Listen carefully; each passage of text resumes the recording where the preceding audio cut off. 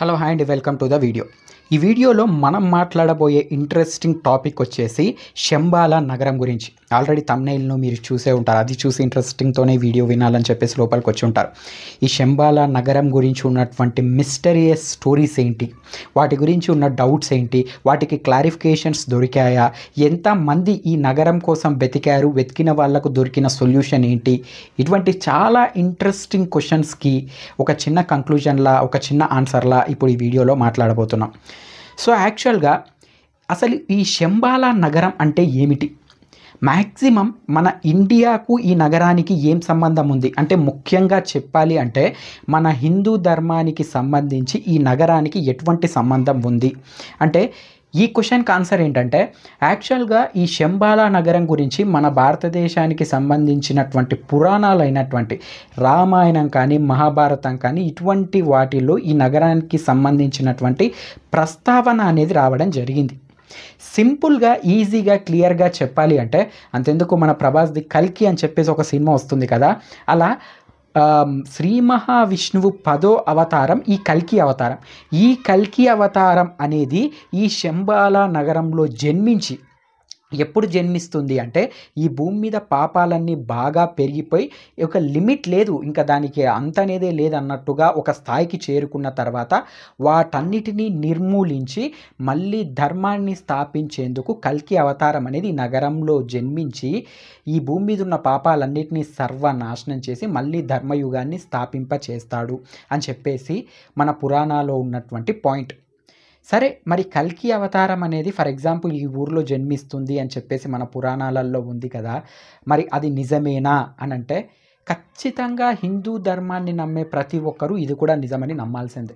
హిందూ ధర్మం లోపల శ్రీకృష్ణుడు, రాముడు, ఇలా భగవంతుడు, రామాయణము, మహాభారతము, లేకపోతే భాగవతము ఇటువంటివి భూమి మీద జరిగాయి అని చెప్పేసి ఎవరైతే నమ్ముతారో ఖచ్చితంగా వాళ్ళందరూ నమ్మాల్సిన విషయం, శంబాల నగరం అనేది ఉంది, అక్కడ కల్కి అవతారం అనేది ఎత్తుతుంది అని చెప్పేసి. ఎందుకంటే దశావతారంలో అన్ని అవతారాలు అయిపోయిన తర్వాత 10వ అవతారం ఇది.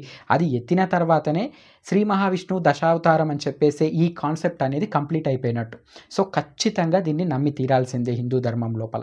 మరి ఈ శంబాల నగరం ఎలా ఉంటుంది, అక్కడ ఒకవేళ మనుషులు ఉంటే ఆ మనుషులు ఎలా ఉంటారు, ఏం చేస్తుంటారు అని చెప్పేసి లాజికల్గా ఈ నగరం ఉంది అని తెలిసినప్పుడు దీని అందరికీ డౌట్ అనేది వస్తుంది. ఫస్ట్ ఆఫ్ ఆల్ ఈ శంబాల నగరం అనేది ఎక్కడ ఉంది, ఎలా ఉంది అన్న దాని మీద ఎవ్వరికీ ఎటువంటి క్లారిటీ అనేది లేదు. ఈ శంబాల నగరం అసలు భూమి మీదనే ఉందా అని చెప్పేసి కూడా చాలామందికి డౌట్స్ వచ్చిన సందర్భాలు ఉన్నాయి. మ్యాక్సిమం ఇది భూమి మీద ఉన్నట్టుగానే మన పురాణాలలో అయితే ప్రస్తావన ఉంది.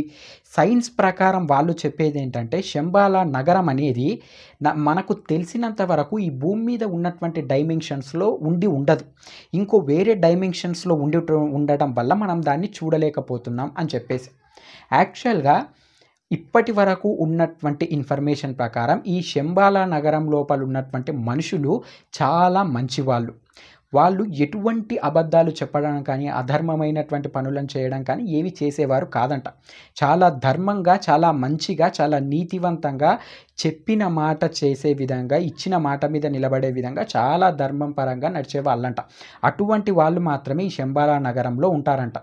ఇంకొకటి ఏంటంటే, మరి మనం అంటే మానవుల మ్యాక్సిమం ఈ భూమి మీద పుట్టిన వాళ్ళం ఉన్నాం కదా, మరి మనం ఈ శంబాల నగరానికి వెళ్ళలేమంటే, యాక్చువల్గా ఫస్ట్ ఆఫ్ ఆల్ ఈ భూమి మీద జన్మ ఎత్తడం అనేదే మనం ఏదో పాపం చేసినందుకు ఆ పాపానికి ప్రతిఫలంగా ఇక్కడ ఎత్తుంటాం కాబట్టి ఈ శరీరంతో ఎట్టి పరిస్థితుల్లో కూడా మనం శంబాల నగరం లోపలికి వెళ్ళలేము అని చెప్పేసి మన పురాణాలలో ఉంది. ఒకవేళ శంబాల నగరానికి గనుక వెళ్ళాలంటే అది మన ఆత్మ మాత్రమే, అది కూడా చాలా స్వచ్ఛమైనటువంటి చాలా మంచి వ్యక్తి.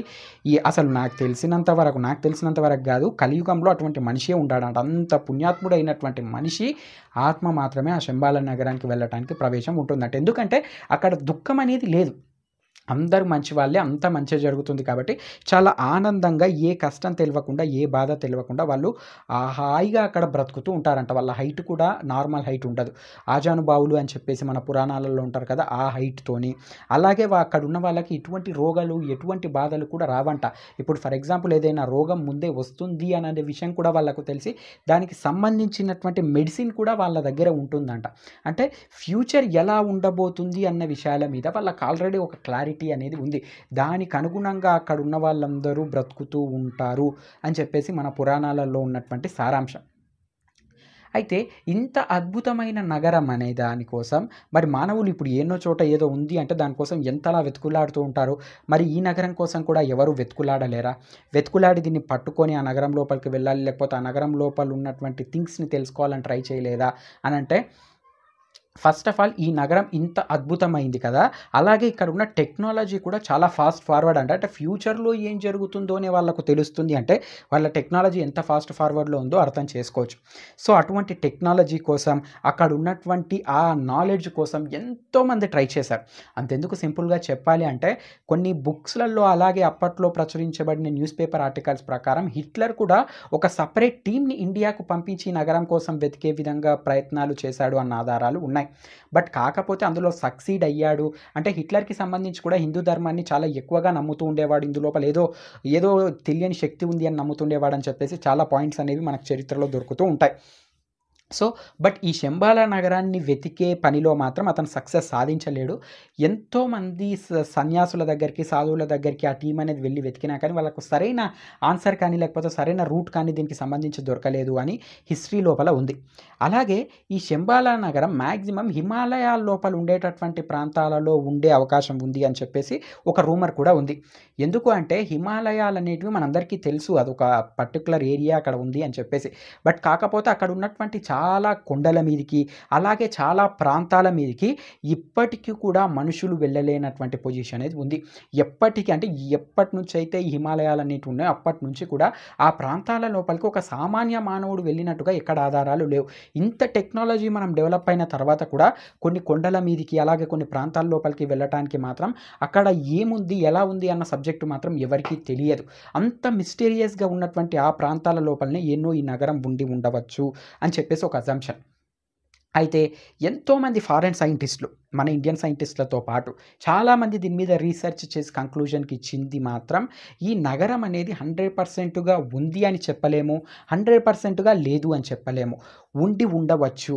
ఎందుకు అంటే పాస్ట్లో జరిగినటువంటి చాలా సిచ్యువేషన్స్ అనేటివి ఇప్పుడున్న టెక్నాలజీకి అంతు చిక్కని విధంగా అనేటివి ఉన్నాయి. ఎన్నో రకాల టెక్నాలజీస్ ఇప్పుడు మన భారతదేశంలో ఉన్నటువంటి రామాయణంలోనే పుష్పక విమానం అని చెప్పేసి ఒక కాన్సెప్ట్ అనేది ఉంది.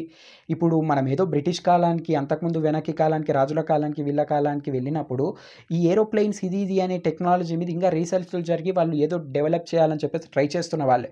బట్ రామాయణాటి కాలంలోనే పుష్పక విమానం అని చెప్పేసి ఒక కాన్సెప్ట్ అనేది ఎలా వచ్చింది అంటే మన భారతదేశంలో ఉన్నటువంటి పురాణాలలో ఉన్నటువంటి థింగ్స్ని మనం చదివినప్పుడు మన ఇండియన్ టెక్నాలజీ అనేది పూర్వకాలంలో ఇప్పుడున్న టెక్నాలజీకి ఒక 100,000 టైమ్స్ హై రేంజ్లో ఉండేది అన్న విషయం మనకు క్లియర్గా అర్థమవుతుంది. బట్ కాకపోతే ఆ తర్వాత జరిగిన పాపాల వలన లేకపోతే ఎందువలన టెక్నాలజీ అనేది అంతరించిపోయింది.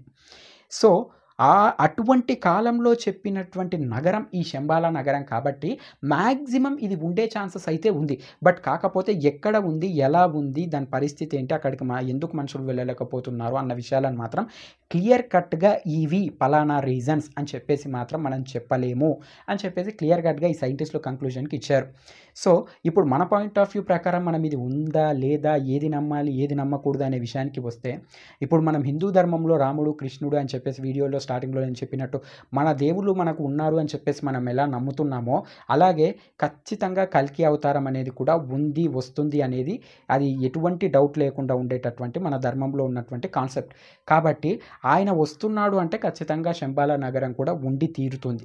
బట్ మన పురాణాలలో చెప్పినట్టు ఏదో పుణ్యాత్ములు మాత్రమే, కారణజన్ములు మాత్రమే ఆ ప్రాంతాన్ని చూడగలిగినట్టు అక్కడికి వెళ్ళగలిగేటట్టు ఉన్నట్టు అలా మ్యాక్సిమం మనలాంటి మామూలు మనుషులకు అటువంటి శక్తులు కానీ లేకపోతే అటువంటి ఒక మంచి పుణ్యాత్ములం కానీ కానందువల్ల అక్కడికి వెళ్ళలేకపోతుండొచ్చు అనేది ఒక చిన్న పాయింట్. దీనిపై మీ అభిప్రాయం ఏంటి అన్న విషయాన్ని మాత్రం ఖచ్చితంగా కామెంట్స్లో చెప్పండి.